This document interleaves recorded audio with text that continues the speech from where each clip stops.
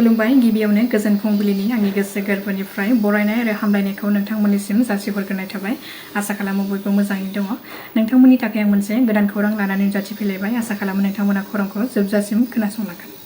अल Assam tribal संघआ MP Dilip सयकियाखौ tribal ओनसोलाव बैकट खालामनायनि उनावबो थांनाय सानाव कक्राझारनि चन्द्रपारायाव बिजेपिनि मोनसे बिसायख'थि फोसावदिं मेलाव बाहागो लाफिननायखौ नुनो मोननाय जादों।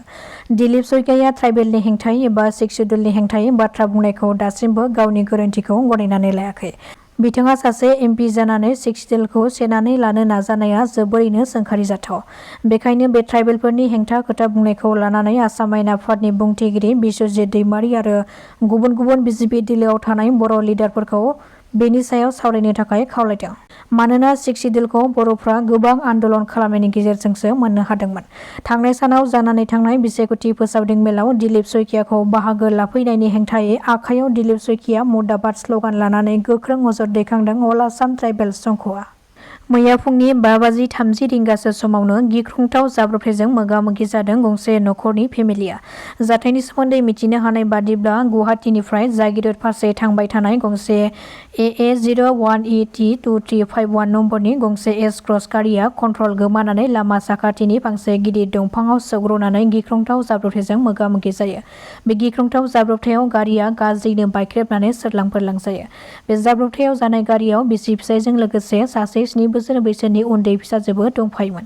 बे जाब्रबथायखौ खौरां मोननायनि उनाव पुलिसआ जाथाय जानाय जायगायाव सहैनानै गारि सिङाव थाबथानानै थानाय बिसि-फिसाय आरो फिसाजोखौ गोबां नाजानायनि गेजेरजों खमैबो 5 घन्टा नाजानायनि उनावसो गारिनिफ्राय बोखांनो हायो। बिसि-फिसाय सानैबो गारि सिङावनो जिउ गोमायो, नाथाय फिसाजोआ गोब्राबैनो जोखोम जायो। गोब्राबैनो जोखोम जानाय फिसाजोखौ लोगो लोगोनो देहा फाहामसालियाव लानानै थाङो आरो पुलिसआ मिथिहोबावनाय बादिब्ला बे जाब्रबथायाव जिउ गोमानाय सुबुंखौ रहा फरायसालिमानि आजिरा मोननाय फोरोंगिरिमोन होननानै मिथिहोदों। मुकुलमुवानि जयसागराव आयेन बेरेखा लाबोनाय जौजों लोगोसे गोबां बस्था गान्जाफोरखौ बोखांनो हादों। मोनसे स्रोद सुलुंनि गेजेरजों संदाननानै पुलिसनि हान्जाया मुकुलमुवा जयसागरनि राजेन डेका मुंनि सासे सुबुंनि नखराव सिग्रोमनायनि गेजेरजों आयेन बेरेखा लाबोनाय 528 था जौनि बथल आरो 4 केजि गान्जाखौ बोखांनो हायो। पुलिसआ सिग्रोमनायनि सिगांनो फालांगिरि राजेन डेकाया न'निफ्राय खारखोमालाङो। साननैसो अखा हानायनि जाहोनावनो दैबानाजों मोगा-मोगि जानांदों गुवाहाटी सोहोरा। गुवाहाटीनि राजगड़, अनिलगड़, नवीनगड़ आरो बायदि गोबां ओनसोलावनो दैबानाया लोमसावदों गुवाहाटी नोगोरखौ। जेराव थांलाय-फैलाय हान्था-मेला खालामनाय फरायसालियाव थांनाय फरायसाफ्राबो जेंनायाव गोग्लैनो गोनां जादों। बेनि अनगायैबो गुवाहाटीनि दाब दाब ओनसोलफ्राव अखा बार फैनायनि जाहोनावबो 4 कारेन्ट पस्टआ बायसिनदों, जायखौ लानानै राइजोफ्रा गिखांनाय सोमजिदों। बिफां बायसिननायनि जाहोनावबो गंसे साखा खबब्रै गारियाबो गाज्रियैनो बायख्रेबदों।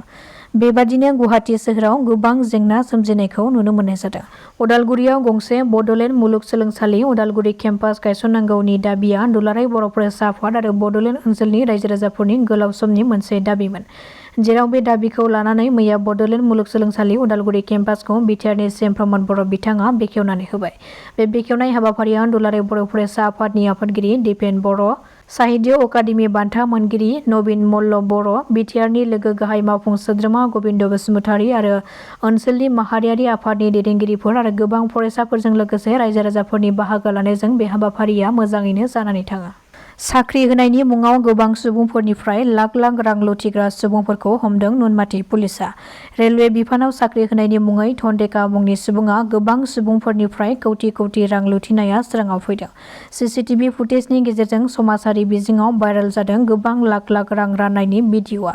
मिथिनो हानाय बादिब्ला जन-डेकाजों लोगोसे बे खामानियाव नगावनि सम्पक कलिता, जितेन कलिता आरो पन्चानन डेकायाबो बे जाथायजों लोब्बा दङमोन।